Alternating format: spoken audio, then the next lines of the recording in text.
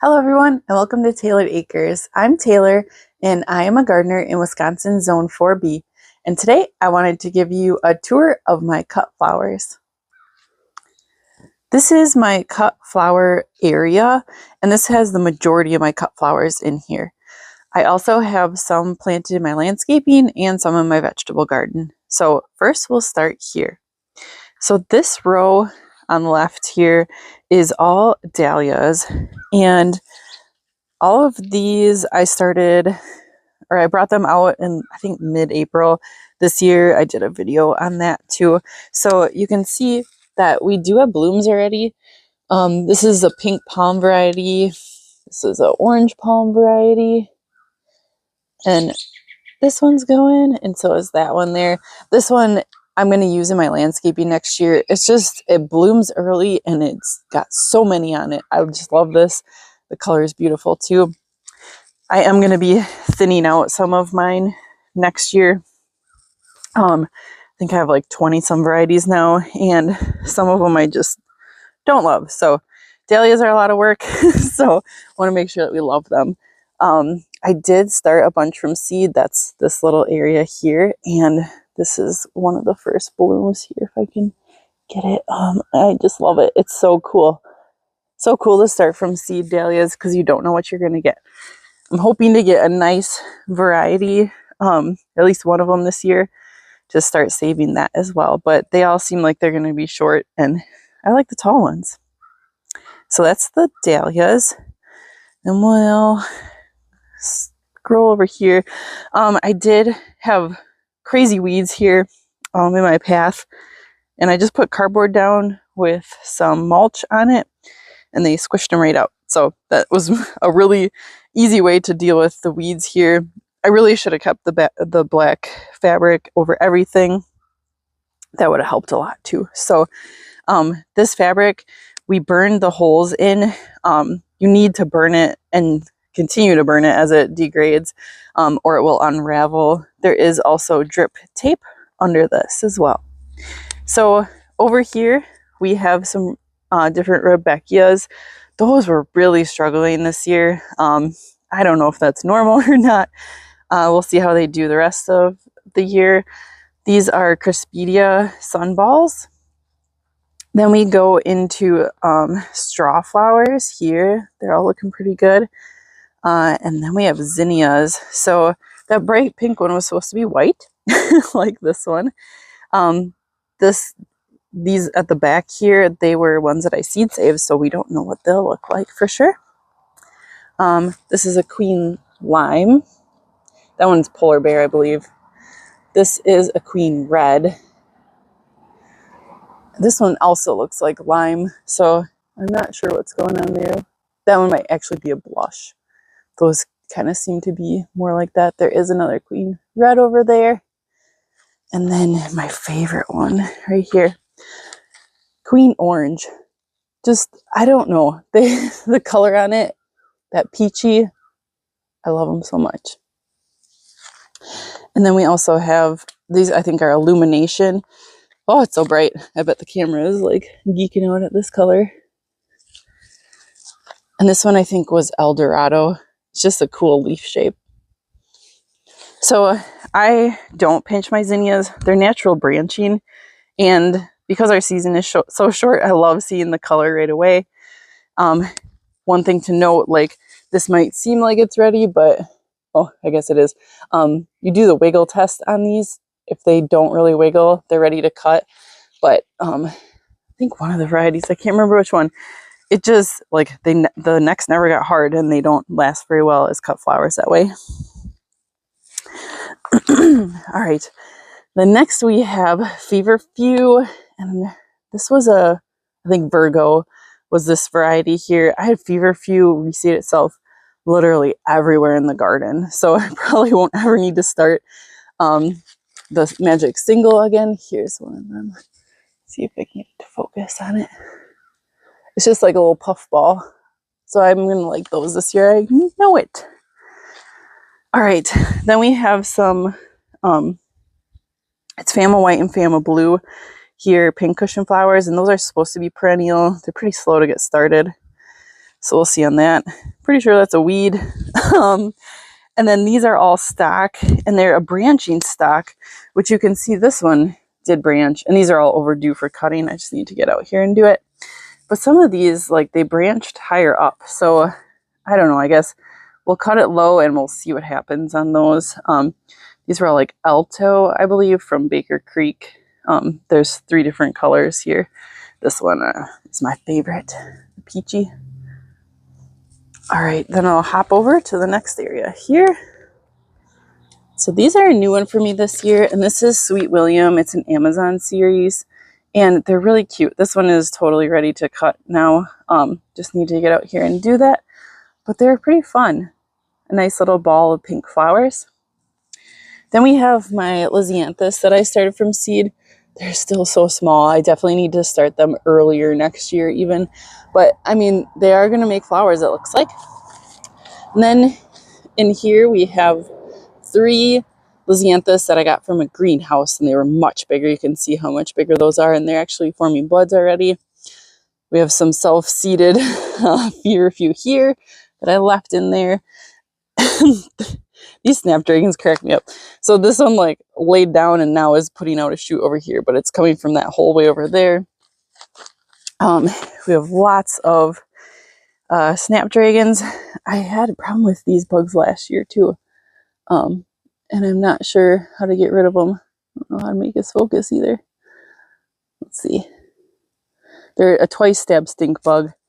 They're just really annoying. They don't really do much, it seems like. And I did have beneficial insects to battle them. Well, maybe not them, but garden pests this year, which seems like it's been going okay. That one is really pretty. I think this is in the Potomac Sunset mix from Johnny's. And then we have Cosmos. So I have, my tags are on this side. Okay. So this is the all white afternoon white. So that's this here. So we got a few blooms on there. These ones are the fizzy Picotee, which are my favorite Cosmos. They were from Baker Creek as well, but now they're just seed saved. So those are really good. They get really big. I really like Cosmos. Ooh. This one is the Cupcake Blush. Look at how beautiful that is. It's a perfect little cupcake. And then these are the Dwarf White. Dwarf White. Let me see if I wrote it. Dwarf White Cosmos. And I don't know. They just get huge blooms. I really like this variety. And then we have a few more. I also have some Chocolate Cosmos, which are tiny right now. So we'll see what they do. Interplanted in here. I did have a couple of volunteer Cosmos that I'm letting grow. There's one right here, and there's one over there. So we'll see what those look like. All right, I gotta hop over here. This area is looking good though. I got the petunias planted in a little rainbow of color. All right, so then on this side, and I didn't put the cardboard down. You can see how weedy this is. Oh, I'm tripping over something here. All right, so I do have sweet peas in here, and it looks like they have aphids pretty bad. Lovely. So those are obviously struggling with the weeds, but they were kind of a pain last year, so I may not do anything with those. We'll see. I do have sage in here. I'm hoping to use this as a filler. We'll see how that goes. This one is my only, after like 3 years of trying, it's Bells of Ireland that I got to germinate. We'll see. They're cool flowers. It's supposed to be hot now. We have some, sorry, there's mosquitoes if you hear me swatting them. Dusty Miller, and this was Cascadia. It was new this year. They're not real happy here. There's some more on in the other garden that they're a lot happier. We have some Bachelor Button that self-seeded. And then these are all asters The Salmon Jana is my favorite Hester. And then these are Falling in Love poppies, and those self-seeded themselves as well. And that one, because I didn't get any to germinate from my winter sowing this year. But I love those poppies. All right, that's it for this area. We'll jump over to some of the landscaping next. So these are gay feathers, or Leotris, I believe. And they're huge, as you can tell. Those make really fun cut flowers. I really like those. So this area, it has the peonies that are all finished blooming now. So this is an autumn joy sedum, and those made really nice cut flowers this fall. It's a nice fall color. I did trim 2 of mine, prune them back. I've seen a lot of people say you do that, you know, late June, early July, and they will not flop. So we'll see how that goes. Nice little experiment. In here too, and this area is very weedy. This is my next area I'm going to get to. These are all summerberry yarrow in here, and these are really pretty. So we got all kinds of different colors here coming up. So that's all the cut flowers over here. Let's see, there's so many weeds. These, I feel like these would make good cut flowers too. They're Humalo. Stockies, which is Bettany. I do also have Feverfew in here. There are some bachelor buttons, and whoops, there's pearl yarrow in here too. Let's see if I can get over there. So this is pearl yarrow. I don't know, that looks kind of scraggly so far. Here's some more of the Magic Single Feverfew. This did overwinter for me, so that was exciting. And then this is some more of that yarrow, the pearl. And then over here, in amongst the weeds, we have White Finch Orlea, which is one of my new favorites. I think those are so pretty. So this is one of my favorite plants now. This is Walker's Low Nepeta Catmint. So there's many different varieties of Nepeta. This Walker's Low does have a tendency to get really big and flop. It's just in its nature to do that. But these have been making really nice cut flowers. They're just this little purple like air to add to your bouquets. This is the garage garden. It's all pinks in here. And I do have foxglove in here along with some zinnias and some asters. So I did that last year too, and they worked pretty good in here. This is that foxglove. I grew these from seed saved last year. Oh, I just love them. They're beautiful. Now we are in the vegetable garden, and I have a celosia planted here. These are the flamingo feather celosia. And then these ones, I think they were like ruby something or another. All kinds of different ones. Some of them were seed saved, so I don't know if they say true or not yet. These are the white Selway. We have a random kale. And then these are the terracotta Selway. Oh, I like those a lot. Yep. Oh, we got ants everywhere over here. All right, and then we have Gompherina. And then a blank space. And then in here is some Rudbeckia that is a few years old. I had to move it out here because the rabbits were eating it.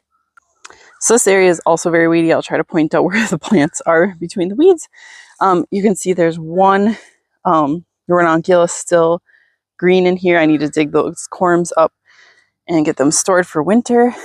We have a few successions of pro-cut sunflowers. So I did a 2-inch spacing on these, you can see down here, and they should be really small so that they're not gigantic for bouquets. So this is the second succession, and then I need to plant another one. I had some celosia self-seed down here from last year, which is fun. All right, then we have the Dusty Miller Cascadia down here, or Cascade. I think Cascadia is my peas I like to grow. We have some Forever Silver Status in here. I have a lot of the Forever Silver. That's my favorite one because obviously it matches everything. I do also have some apricot, and I think I have a mix too. So you can see those are these plants here. So they're all starting to send up their flowers. This is black tip wheat, which is like ready already. I don't know. I thought it was supposed to take a lot longer. I was hoping for fall, but I did seed some more down here. So those should be ready a little bit later. And then this, I believe, is Persian cress, or it's a weed. I'm not sure on that one. And then I did have one blue plurum here that I found when I was doing my garden tour. And I want a lot more of this next year. I think it's so pretty. So I got to focus on that. It is a more cool flower. Oh, I see another kale. So kale here, and over there. Those, I had a bunch of them planted here and the vole ate them. So it looks like they're coming back, which is fun.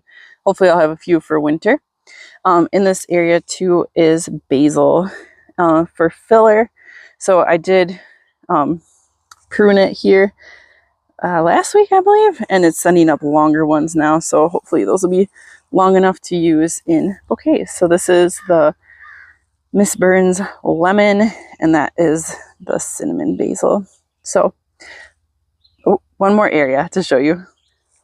And my last area of cut flowers here, I'm actually working on weeding right now, is the lilies. So the Asiatic or adjacent LAOT, I don't know. There's a bunch of different ones. So I'm really battling the red lily beetle this year again, which is unfortunate. So that's why that one looks really sad.